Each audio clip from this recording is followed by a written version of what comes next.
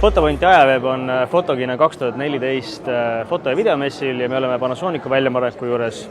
Ja siit oleme enda kätte haaranud uue Panasonicu kaamera, milleks on Lumix GM5. GM5 näol ei ole ilmselt tegemist asenduskaameraga GM1-le. Nagu öeldakse, et see on lihtsalt täiendus sellele GM perekonnale, mille põhieesmärgiks on siis kompaktsus, aga samas suur sensor ja vahetatav optika.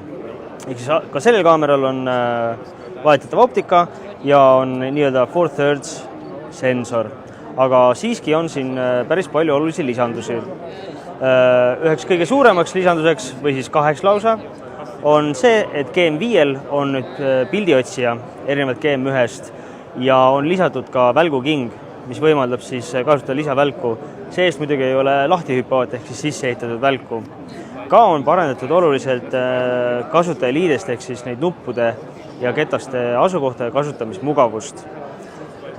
Kaamera tagaküljel hakkab kohe esimese asjana silma selline vaid seadete valiku ketas.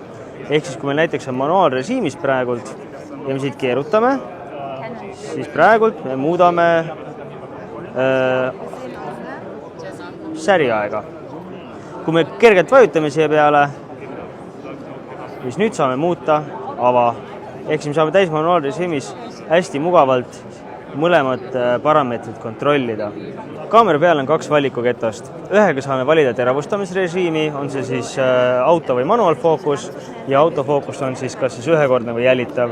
Ja teise ketta pealt saame valida pildistamisrežiime.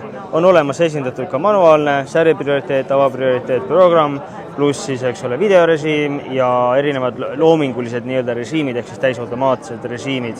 Ka on siin sisse välja lülitamise nupp ja päästiku nupp.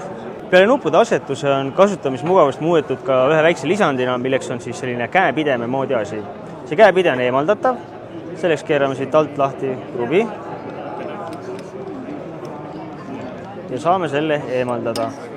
See on siis metallist, tundub, et alumiiniumist ja siis siit alt avaneb ka meile ühtlasi akukambri luuk ja statiivi kiirkinnituse keere.